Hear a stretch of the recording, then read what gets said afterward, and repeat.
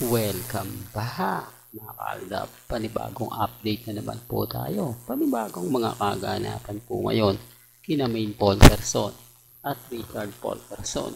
Medyo trending na naman po itong i-update natin. At ito po yung post sa TikTok mga kaaldab na talaga naman pong pinagigiliwan at talagang pinag-uusapan, pinagpipiestahan na naman po ng mga fandom ng Aldab Nation. Nakakatuwa po kasi na aalis nga po si Mengay at pupunta nga po ng Hong Kong kasama ang legit Lover Gods. At eto naman pong si Alden Richards. Mapapansin nyo na mag-isa. Nasaan nga po ba si Mama Tin? Bakit hindi nga po ba kasama sa pinaka-front? Alanganin siya pa yung kumukuha ng video. Gayong alam naman po natin na wala na yung mga dala o hindi na po makikita yung dala-dalahan na napakarami na maleta ni Alden Richards. Yung pala mga kaaldab, mawawala rin po pala si Mengay sa Bulaga at pupunta nga po ng Hong Kong. Siyempre mga kaaldab, hindi naman po papayag basta-basta itong mga katlin, ang mga army fans na hindi po sila mag-e-edit.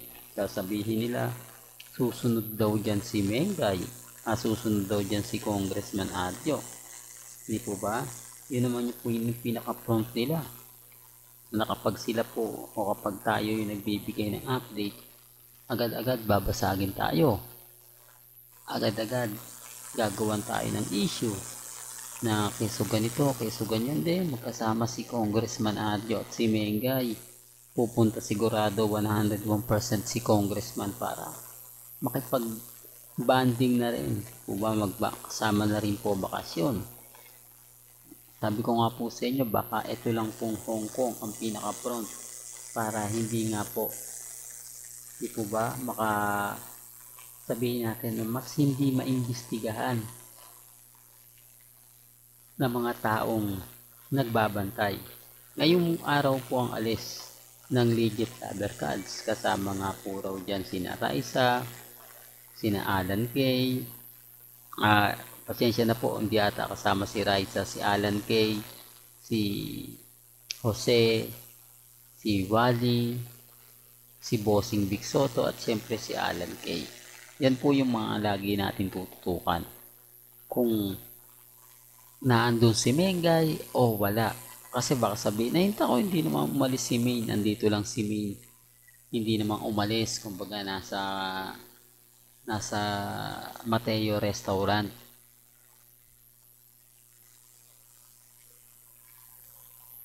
Hindi sumama. Yun naman po yung sasabihin nila, pero okay lang naman po. Alam ko naman na yun ang sasabihin nila at yun, siyempre yung lagi nilang ginagawa. Common sense na lang po yan. Alam na po ni Mr. Destiny yung mga bagay na ganyan. Hindi na tayo maapektuhan pa kasi bawat sabihin ko o bawat i-update ko rito, yun naman po talaga yung lagi nilang ipapaliwanag. Yun naman po yung lagi nilang sasabihin. Yun lang naman po yung lagi nilang ipambabasag sa atin na hindi, walang katotohanan. Ang kagandahan lang naman po mga kaaldab, umaayon sa atin yung panahon. Ang ibig kong sabihin umaayon, kita nyo, po ba? Tayo pa rin po ang mugi. Tayo pa rin po ang panalo. Tayo pa rin po ang pinag-uusapan. Kaya nga sabi ko sa inyo, relax lang po kayo, maging kampante, maging matatag. Hayaan nyo lang po yung mga taong hindi gusto o hindi tanggap yung mga sinasabi ko, pinapaliwanag. Hindi po ba? Kaya nga sabi ko sa inyo, ako relax lang po tayo. Kampante lang po tayo. May mga bagay-bagay na masaya po tayo sa mga nakikita natin. Masaya po tayo sa mga napapanood at siyempre napapakinggan. Bagamat marami po tayong kaaway ngayon, maraming gigil na gigil at mas talagang masasabi mong hindi nila gusto yung binabalita natin. Sa akin normal lang yan. Alam ko naman po na hindi nawawala ang Peter. Alam ko naman po na bawat update natin, bawat sabihin ko rito, talaga naman pong babahain ako ng patikos, babahain ako ng mga pang-iinsulto at siyempre pang-iinis. Hindi po ba? Hindi, pero hindi naman po natin yan, kumbaga, pinapansin. Basta ako, masaya po ako sa mga nanggaganap at nangyayari.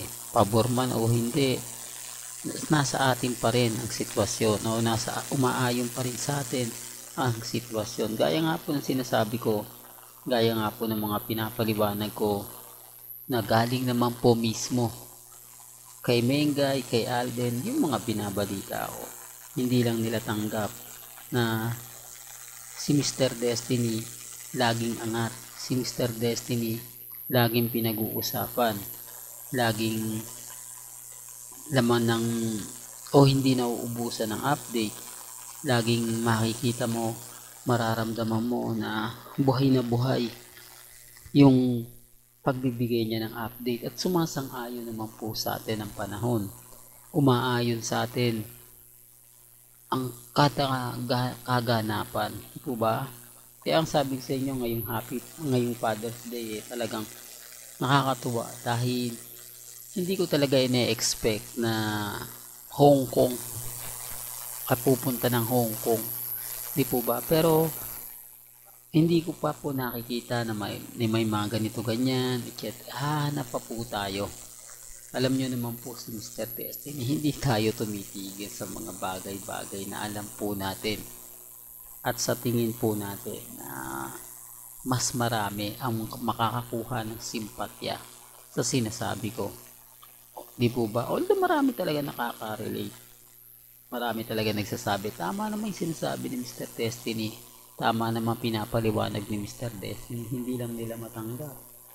At ayaw lang tanggapin na Aldab lang ang malakas. Aldab pa rin po ang wagi. Na kahit balibalik na rin natin ang sitwasyon, na kahit sabihin nila na wala ng Aldab, pero tayo nandito pa rin, nakatayo, naninindigan at syempre nakikipaglaban. Hanggang naandyan po ang mga mamis, hanggat naandyan po ang mga senyor, patuloy po tayong makikipaglaban. Patuloy po tayong magbibigay ng mga kaganapan, pabor man o hindi. Po ba? Kailangan alam po ninyo yung mga nagaganap. Alam niyo po ang mga nangyayari.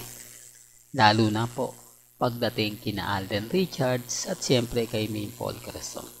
Hanggang dito na lang po ang ating latest updates. Kaya kung gusto nyo pa po ng pinaka-latest at sariwang update, abay tumutok lang po kayo dito po sa channel ni Mr. Destiny para updated po kayo sa mga bago at sa mga latest na i-upload po natin maya-maya lang. Hanggang sa muli, salamat po sa panonood at pakikinig.